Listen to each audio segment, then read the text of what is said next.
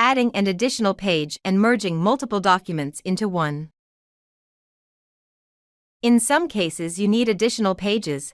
Just simply make another copy of your document and use the copied one as additional page. At the end you can merge the documents in one document.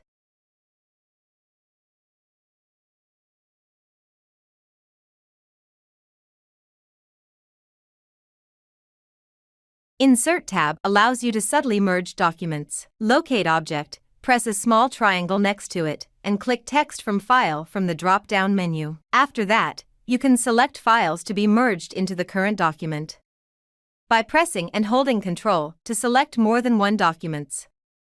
Note: documents placed at the top will be merged in the first place. Therefore, please sort and number each target document in case that you want to keep a certain sequence for your documents. Thanks for watching.